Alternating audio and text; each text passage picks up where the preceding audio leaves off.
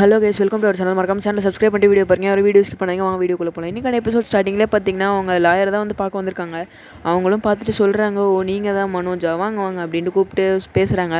அவங்களும் வந்து எங்களுக்கு டைவர்ஸ் வாங்கி ஆகணும் அப்படின்றாங்க. அதை வந்து விஜயா தான் சொல்கிறாங்க, எனக்கு டைவர்ஸ் வேணும், எனக்கு எப்படின்னா வாங்கி கொடுத்துருங்கன்ட்டு. அதெல்லாம் வாங்கிடலாம், கவலைப்படாதீங்க, நம்ம ஜெயிச்சிடலாம் அப்படின்ட்டு சொல்கிறாங்க லாயரு.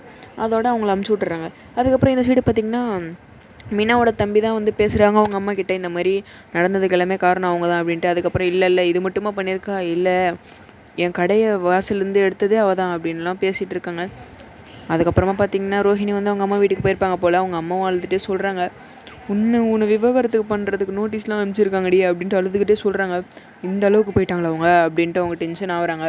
அதுக்கப்புறமா பாவ மன்னிப்புக்காக வந்து முருகனும் வித்யாவும் பார்த்திங்கன்னா மலைக்கு போயிட்டு மாலை போட்டு வந்திருப்பாங்க. அதை பாராட்டுற விதமாக முத்து வந்து பரவாயில்ல, நீங்கள் ஏதாச்சும் திருத்திக்கிறீங்க, அந்த பொண்ணு இருக்காளே அப்படின்ட்டு சொல்கிறாங்க.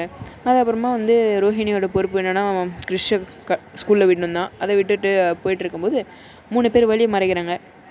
யாருன்னு பார்த்தீங்கன்னா மீனாவோட ஆளுங்க தான். அவங்க தான் வந்து பூக்கட்டுறவங்ககிட்ட சொல்லியிருப்பாங்கள்ல, இதுக்கெல்லாம் கடையை எடுத்ததே காரணமே அவதான்ட்டு. கூப்பிட்டு போயிட்டு அந்த டாட்டா ஏஸ்குள்ளே ஏற்றி செம்ம அடிக்கிறாங்க. அந்த ஓலை சோடி வச்சு அடிக்கிறாங்க. அதெல்லாம் பார்த்து முடிச்சுட்டு அப்புறமா முத்துக்கிட்ட கூப்பிட்டு வந்துடுறாங்க. கூப்பிட்டு வந்து அவங்கள காமிச்சோடனே முத்து மீனை செம்ம ஷாக்காடுறாங்க, என்னடா இப்படி போட்டு அடிச்சு வச்சுருக்காங்களேன்ட்டு.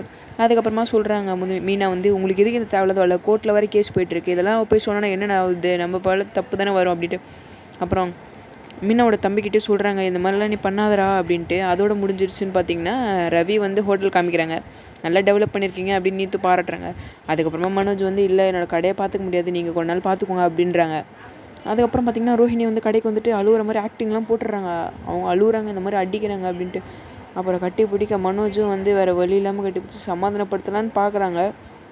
அப்புறமா ரோஹிணியை வந்து சிரிக்கிறாங்க, அப்பாடி நார்மல் ஆகிட்டாண்டே. அதுக்கப்புறமா மனோஜ் தள்ளி விட்டு, என்ன தெரியாதுன்னு நினச்சிட்ருக்கியா, வெளியில் போயிடியல்ல, பார்க்குறாங்க, அசிங்கமாக கேட்டுற போகிறேன் அப்படின்ட்டு சொல்கிறாரு. ரோஹிணிலாம் மூஞ்சே மாறிடுது.